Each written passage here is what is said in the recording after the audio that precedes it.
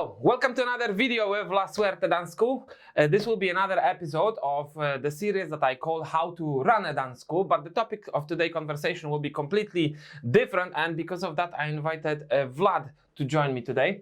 If you have never met Vlad before, you are not from Manchester. He is salsa DJ, organizer, promoter, musician, and even your name says that you could be Russian, but you are actually Latin. Yeah, I always have that problem when I introduce myself, because people say, why you call Vladimir, being from Latin America?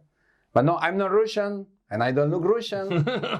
So. Yeah. We've known each other for a very long time, and we do things that are actually quite similar and slightly different at the same time. So, as you know, I run La Suerte, and Vlad at the same time, he's been DJing around Manchester for how many years? Oh, for 2007. 2007. 2007. So the first was Copacabana, or there was I started in Che. Che. You remember in Che? No, Che. that was before me. Anyway, before we start to get into this conversation, hello everyone, my name is Vlad, from Vladimir, short name for Vladimir, and I run salsa in Manchester. And as Michal say, we know each other for how long? About 10 years. Maybe. Yeah, probably around that. I remember Copacabana times still. Yeah. So Copacabana was my time, because I moved here in 2010. 2010, yeah. Yeah. So Copacabana was there, and then you had... I think I was already playing Copacabana. I started in 2007 in the Copacabana, but before Copacabana I started in Che, because it used to be reggaeton, I think, bar, but they wanted to do a salsa as well in certain days, so I started there. Very, very unexpected, because I was playing as a musician, South American pan pipes, going everywhere. Yeah. I'll touch the small video now of Vlad playing pan pipes on Piccadilly Gardens, so you'll see his other hidden talent. So yes, Vlad is a very talented musician. He plays almost everything: pan pipes, guitar, bass. He can sing as well. So now we still keep in touch, because we play in a band together. So if you want to see our gig, you can come to La Suerte 6th of November. That will be the first gig that we'll do after pandemics.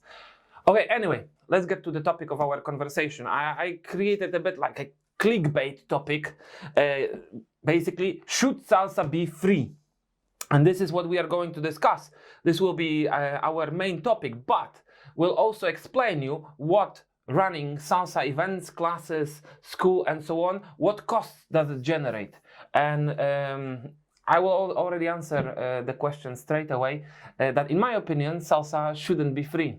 And we'll explain why do we think that. Do you agree with it? Right, I totally agree with that, because people don't realize what's behind the scene. You know, like, for example, in your case, the floor, you know, how much that costs, how much costs the electricity, how much costs to you know, the rent for a... Yeah, of course. It's many things that get involved, and people just see sometimes only the superficial aspect, like, oh, only the moment when they join, they do the class, or they join the party. Yeah, exactly. And people doesn't realize how hard it is trying to get people to your party or so to let's do it step by step. So step by step. So basically, sometimes people say that salsa comes from the street. And this is their main argument why it should be free. Because back in times, let's say on streets of Cuba, people used to dance. Yeah, somebody would bring some instruments, or like we had this conversation with Cuban musicians, that they said that they will take just a chair and spoons, and they will make some rhythm on it, and people will dance to that. Yeah. However, the problem is that in our environment or in non-Latin countries, people have a lot bigger expectations. Nobody will agree for you to run a party just playing spoons on the chair. Exactly. What would happen if you do this in your party? Exactly, and more likely they just leave. Yeah, they would just leave. Like I always tell this story to my students during the class, that it happened back in times. Okay, it was a very different time. Let's say before 2010, people didn't have powerful phones. People didn't have Bluetooth speakers. Yeah, exactly. And we met in the big roundabout in Krakow to dance salsa. Yeah. And there were like maybe 25, 30 people, and nobody brought any sound system. Okay. Yeah, and what happened is this one guy just took clave out of his backpack, and for around an hour we were dancing just to clave. But yeah, but people were happy doing that, you know. But a lot depends on attitude. Again, these days in here, I would say no chance. Like no chance. Yeah, but to be honest, even in Cuba, you know, they you might see a trio playing in the streets, but they're expecting, as well as producing that wonderful sound and wonderful energy, but also there is the aspect that they doing it for so money. people giving some money. So Especially if they do it in touristy areas. Yes, yes, definitely. I mean, when I said that salsa comes from the street and so on, I meant more like, you know, local communities that are gathering together and enjoying and spending time together. But I completely agree. Even if you go to Cuba, you see many bands or many arrangements when there is live music being played, and all of them expect to be paid. Yeah, exactly. Yeah? And this is completely normal thing. But coming back to our things, maybe let's start with Vlad, because he's running salsa nights. The biggest problem is, from your perspective, is to get a venue that will agree to run a salsa night on a relatively attractive day. So basically, you'd prefer it to be Friday or Saturday, no?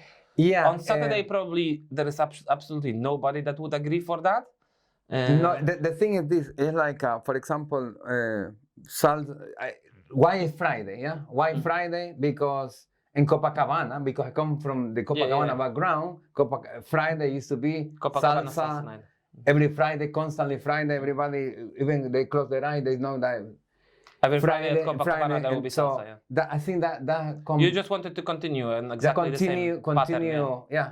Friday, but not many bars will give up Friday to give it to you. Yeah, because this is normally Friday and Saturday are days when they make money. See, exactly. So obviously, so now this is exactly why we are producing this video. So guys, if you want salsa nights to happen on attractive days during a week, if you want it to happen on the weekend, the bars that are organizing the night, or bars that are organizing it with Vlad, let's say, they need to make money. And if you are going there and you are just dancing constantly, not spending any money on the bar, over time, this party will stop existing, basically. Yeah, exactly. And from your point of view, it's a problem because you have to find a new one. Yeah, exactly. And also, you get the phenomenon, like, for example, people want to dance, and I appreciate that they come to dance, but you might see some drunken people in the middle of the dance floor. And they complain. And they complain, and they say, okay, well, you're dancing, you're drinking water, but the other person are spending so there's at the bar. So unfortunately, there's drunk people in the middle of the dance floor. They are paying for you, exactly, in a way. Exactly. And yes, it is a bit inconvenient, and yes, it is not a perfect solution, but it's difficult to find better. Yeah, exactly. The thing is, like, if these people don't spend at the bar, more likely the owner or the bar, they will say, sorry, but it's not working, so goodbye. So we lose a space for dancing, so that means that we have to jump from bar to another bar. Yeah. And that's been happening over and over, and I believe not only in UK, but I remember back in times in Poland, the problem was quite similar, and we are again talking 10 years. I think it's a world problem that for in the salsa scene, because happening in New York. Yeah, I remember in Barcelona they had this system that where you could enter a party for free. And they were giving you orange ticket, and then you had to exchange it on the bar for a green ticket, and then the party would be kind of free for you, but you had to buy something on the bar, and bar was actually quite expensive, to be honest. Yeah. So it's a bit tricky. It's a bit tricky. Like from Vlad's perspective, obviously. He spends there a whole night DJing, organizing it for a whole week before. Yeah, exactly. And normally you have a doorman as well, probably one of your friends or. Yeah. So somebody, my girlfriend. Yeah. So the thing is this. So basically she agrees to help you for free as well. So again, if you think about it, it is a cost. Yeah. It's kind of like a hidden cost. So if we get somebody to help us for free, it doesn't really mean it's free. Yeah. Exactly. But also, now on Facebook, you need to pay for advertising. Of course. You need to, if the equipment break down, you need to pay for that. If something breaks there, you need to pay for it.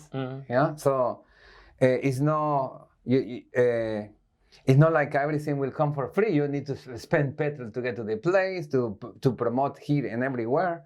So it's like I spent a lot of money for advertising. Like every month, probably like 300, 350. Exactly. So it's just like purely for advertising. And then you have on top of that some leaflets, banners. You go to places, you speak to people. And then is the word of mouth, and of course. But still, there is a lot of your own work behind it. Yeah. So some people get the misconception that this guy is very easy, you know. I hear that all the time. He bring his computer, play music, he make money. You know, it's not like that. It's like whatever is behind, you know. But just to say what I do, you know. At the end of the night, I pack everything, go home, get up at 8 o'clock in the morning, and start to promote for the next Friday. Yeah. I spend like hours and hours. I invite this, one by one. Yeah. And sometimes it's like all morning doing that, and then send it to my groups, because there is many salsa groups, and then videos, and then pictures, and then it's like a never-ending story. Yeah, definitely. And that consumes a lot of my life. Yeah, you know? and you have to know that he has a regular full-time job as well. So it's not like like you wouldn't be able to survive from just that. No. That's just something extra. But like, that's obviously our passion as well. So we like to put this effort for you guys, and we like to learn this night. And that's a good point that you say that, because I love music, you know, from very little. Like I have lots of passion for music, and I would say I do half of my motor of doing it because I love music. It's not only about the business side. Yeah, of course. It's like you make people happy. You get some satisfaction of doing what you do. Listen to music. Listen to people enjoying themselves, you know. So it's some spiritual, would say, satisfaction, because you say, okay, I'm doing this, and even I'm not making that great deal of money, but enjoying it. That gives you extra motivation. Yeah. It's not like working in Amazon. It's like you're packing boxes every day, you know, and then you end up with big backache, you know. So music for me has been all that's part of your life, obviously. Exactly. Yeah. So from our perspective, from the dance school perspective, it works very, very similar. I just wanted to present the club night or salsa club night point of view as well, just that you have a bit of comparison, and that you understand that these two elements, so learning how to dance and then later on going out and dancing, it comes together. Like learning how to dance just for sake of having skill doesn't make sense. Yeah, exactly. You would like to go out later and dance, and then you show your skills. You learn this. Yeah. So obviously, again, we are charging for dance classes. That's kind of normal. And again, like when we charge for dance classes, before we start earning anything, like we have a lot of ongoing costs. So that's a quite big difference between what you run and between what we run. Yeah, because rent costs money, obviously, electricity, water, rubbish, business rates, all of this cost money. So before we start making any money, we have to pay quite a lot. So let's say like we have to start from minors. Don't say. I mean, I don't know if I should say or I shouldn't say, but like we need to reach around £3,000 a month before we start earning anything. Exactly. Yeah. So the costs are quite high. So it's completely normal that everything that we do costs money. And now some people are saying like, oh, you're exactly what you say. You're coming here 2-3 hours a day. You go home and you're happy. This is not exactly how it works. Again, there are so many different elements that make all this happen. Yeah, so we build a system around it. We try to get people in. This is probably the hardest part, both for you and for me. I think I have pretty good system for that. Like, so when we run new classes, people are normally coming, and they are coming in big numbers. Yeah, then obviously we have to run classes for them for a certain time. Then over time, some of them disappear, and then new people will join again, and ball is rolling. Yeah, you mentioned something that happened for example, in Revolution of Cuba. Yeah? I didn't want to say that name, but for example, Revolution of Cuba is free. Yeah. Yeah. People go to dance for free. Yeah. But they have a big bar house at the top. Of course. And they selling food and they creating. But Revolution de Cuba is kind of different. It's a massive company, first of all. So what kind of, I don't want to say that it hurts me, because obviously all people can have their own taste and their own perspective, their own point of view. But like, you run like a relatively small establishment, the same as us. And sometimes people seem to just support the big ones. Always, yeah. So like Revolution de Cuba is a massive company. They're more like a family kind of business, a small version. Yeah, exactly. So we do it a lot smaller. And for them, let's say, first of all, they don't put salsa night on any attractive night. It's Wednesday. Yeah, exactly. So most likely, if they didn't put it up, they would have nothing going on, or not much going on. They make their money on Fridays and Saturdays. So even if they don't make much on Wednesday, they are relatively fine with it. Yeah. What's more, these days, there are many drinking, non-dancing people there as well on Wednesday. So they create kind of Latin feel around the party. So not necessarily great for dancers, but again, nothing to complain from dancing perspective, because you get space to dance for free. So it's something for something. And now, if we open massive dance floor for you, so we have here like huge dance floor. Let's say we run Saturday night when nobody else can do it, but we can. You can bring your own booze with you, so that makes night even cheaper. And all you have to pay is the entry fee at the beginning of the night. I would say that that's very good deal. That's very convenient for anybody. Free parking outside, massive dance floor. You can bring your own alcohol. We are mixing music, salsa, bachata, kizomba, so you get whole package, everything, and it just costs small entry fee, like £5. These days, I wouldn't say that's high entry fee. This is very cheap night out.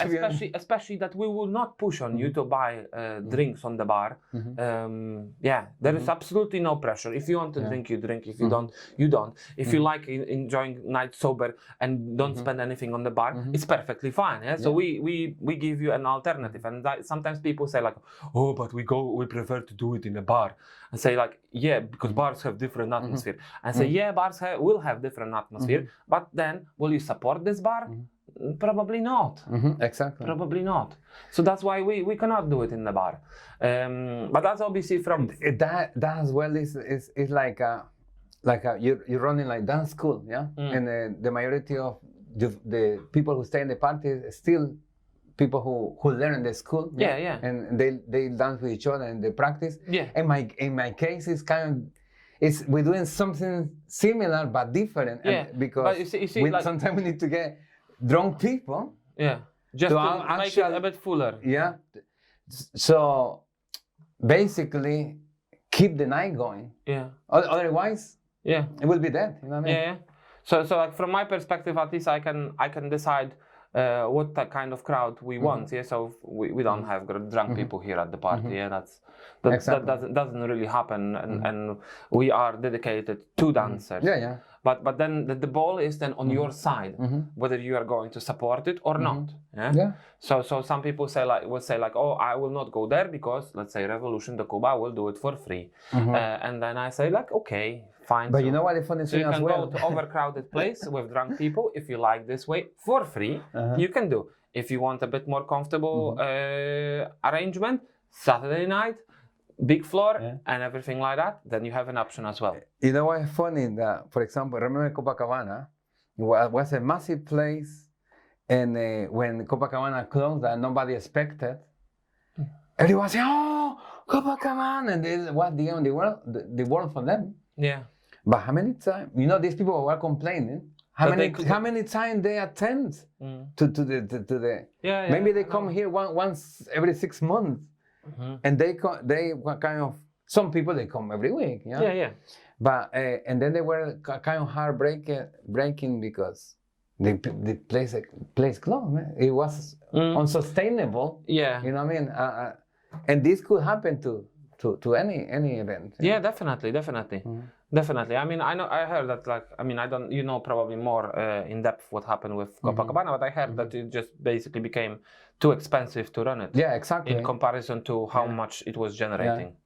You remember to keep a license for drinking and keep a license for, you know, the rates and the rents and the stuff, and it's lots of money going out. Exactly. A lot. So all places like that. Again, we are in a bit smaller scale, but again, we are generating a lot of ongoing costs, and it depends only on you guys whether you come and support us and whether you enjoy the services that we are providing. Yes, so if you enjoy the class, you come back, and you know, sometimes it happens that people even try to sneak in for the class. Oh yes, sometimes people drinking. Well, in your case, you can bring your own drinks. Yeah. Here, by my case, if somebody bring drinks, it's like jeopardizing the income for the bar. You know? And it's this many tricky things that I was thinking, how people, you know, how... No, because everybody in a situation like that is thinking about themselves. So they try to make the experience as cheap for themselves as possible. What is fair, and it's understandable. However, that's why we are making this video, to make you understand that there are many things in the background. So let's say if you decide to use the night but not support it, at some point it might disappear. I'm not saying we'll do everything that it doesn't. Obviously, this is also part of our job to make sure that we were discussing this with Vlad before. Like, consistency is one of the key elements of running any establishment. So when he runs the party, he tries to make it very, very regular. Every Friday, he will be there for you. If 3 people will come, he will be there. If 100 people come, he will be still there. And also, if you notice, you run La Suerte, and you will be able, you will do the best for people to feel safe, for people to feel welcome, because your business, you know. For example, but also what you said before, like we always treat, I believe that we treat our people with respect, not only as clients, but we treat them in very friendly way. You know, like a big family. Yes, many people who come here, they become my friends. Yeah, like we chat on a daily basis, even if they, let's say, leave Manchester as well. And we still become friends. We still stay friends after. Yeah. So basically, you're doing something social as well. You know. Yes, of course. Exactly. So that's part of the game. I always try to explain to people that I even started using this tag more than a dance school. Yeah, so it's not only about running a dance school. It's more. It's about people who create it, and I like also this concept that it's a dance school created by people for people. Yeah. So it's not only me, but there are some. There is quite a big group of us helping to run La Suerte, and we do it for you guys. And we would like you to be part of it as well. And that's exactly. Very important. And sorry, last thing, I'll just continue with this topic. The same happens with, for example, our band. So how it started, basically. I mean, you joined a bit later, but basically how it was, there was a group of people from classes that were like, oh yeah, let's do something together, let's do something different. And then it obviously expanded, and now when new people are joining, normally it's like that. We just meet them somewhere, we chat to them, it's like, oh, you play something, do you want to join us? And they sometimes do as well. So again, it's something spontaneous as well. But it's more like people develop relationships on different levels. But I believe on salsa nights it's very similar. But one more thing that I would add in here, I always believed, and I still believe in it, that these two sides of salsa dancing or salsa community should work together. So learning how to dance and then enjoying at the party. So there are two slightly different things. So I would compare it like learning how to dance is a bit like gym exercise, a bit more serious. I mean, not very serious, but in general, you know, you just work out a bit, you put effort, you can bring the towel with you, you can bring your own bottle of water. And then when you go to the club, it's a party environment. So then we are drinking, we are chatting, we are flirting. You know, it's different. It's different. It works together, but it's different. But what somehow developed in UK is that they merge it. Partially, I blame for it party organizers and promoters, because when they run classes before party, this is how it ends. Because people who are coming to the class before party, even when it's in the club, they are thinking, oh, okay, so this is gym, so I am okay with my water, I'm okay with towel, you know, things like that. And then when the party starts, they don't really feel again like this is the moment to just have fun and enjoy. They feel like, oh, this is just continuation of the class. So I think this is small problem, or maybe even not so small problem, but this is something definitely to consider. Yeah, it's something you mentioned as well, that the before you decide to learn to dance, it's something that attracts you. Yeah, first it's like you say, oh, they're having fun. Yeah, yeah. And sometimes you start to learn how to dance and start to get a little bit serious, that you need to do the right step. And at some point, you lost the first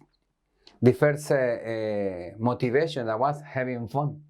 Yes, yes, I agree with that. Fun. Yeah. And then it start to become too serious. I don't dance with that person because it's not to my level. Good enough. Yeah, not good enough. But the idea is to have fun. If the person doesn't dance so good, but you still can have fun. You know how they do it in some places around Europe, it's like before the club night, there is a class, but it's only like a teaser class. And they tell them, look, if you want to dance seriously, go, there is a dance school, go and learn. And then come back to have more fun here. And I would say this is how the model should work. Unfortunately in here, only because people want to, I mean, again, it's super understandable. I'm not blaming anybody for it, because if you run the class before the party, so for example, if you manage to get a club already on a good night, you want to capitalize on it as much as possible. So adding a class before and making extra small money, it's good. It's good, yeah. Everybody tries to do that, but I believe that it would work a lot better for bar owners if they were just showing to people, if promoters were showing to people, look, you came here to go crazy, and then go there to learn. If you learn, come back and dance again with us. And I think that would be good model. Probably we are very far away from reaching it. You know something that I noticed as well in this farandula, but in this salsa scene, you know, community. Like for example, you and I get along very well. Yeah. You know, maybe because you were born in May. Yeah. I was born in May. Maybe. Yeah. We go along very well, but I noticed that other promoters is like putting lots of pressure, and you come to my party. If you don't come to my party, you are like betray me and things like that, and then become like some kind of divisive situation. You know what I mean? Yeah. And start to that party is not good. You come to my party. I heard about it. So it's like apparently there are some people on the scene that criticize our parties and classes, even when they never been. Exactly. So they never been, but they criticize and they say like, "Oh, we never go there." I'm like, "Okay, then just don't go. It's okay. I'm happy with how it is." There will be. I don't say to our people to don't go anywhere. Quite opposite. I tell them go, compare, check how it is everywhere else. It's good. Like if there is again Revolution to Cuba on Wednesday, I tell them go. Yeah, even when I can have mixed opinion about what's happening there, but still I tell them go dance. If I don't know, we started doing now socials on Friday as well. But when social finishes here, people go mainly to you. Like this week, I think even there was quite big group of them going. So like like you carry on till 3 and we finish at midnight, so they just go. And I don't say, oh, don't go, just go home. And they never would say anything like that. But the thing is, like the more people who dance and more parties and more schools and things like that, market would grow. Yeah, it's more people to dance. So that means that in the long run, it will stay for longer. Of course. I always give this example of the city that I learned in. I learned in Krakow in Poland, and there were like maybe 10 salsa schools, and all of them were busy. Did anybody had problem? Okay, they had some small problems with each other as everywhere else. But in general, the market was big enough to fill up all of them. Exactly. So basically, it's worth to work together. But again, I don't want to get into this topic because it's completely different story. I would have to speak too much about other people. But my point is, again, to our viewers. When you go for salsa night, when you go for salsa classes, think about these people and what they do to make these things happen. Support your local dance schools and parties. Yeah, just simply support them wherever you are from, because they put a lot of effort for you. And I believe that if you are watching this video and if you are already a part of community, you already appreciate what this community and what in general what salsa gives extra to your life. Exactly. Because I think it does a lot. Yeah, so it changes people's lives very often. Yeah, exactly. And people appreciate it at the beginning, like you say. There's this hype at the beginning. They're like, "Whoa, this is so good!" And then after. They start, not that, they start feeling about themselves very, very high, and they start forgetting how did it start, where it came from, who introduced you to it, who gave you this knowledge, who introduced you to people, who welcomed you as a part of society, and after time, like it happens. Sorry, this will be the last one. Especially even people who are with us for a very long time, even people who are with us very, very close. Sometimes they treat you like an air over time. Sometimes, going back to the topic about if the student should pay, it should be free or pay. We pay him first.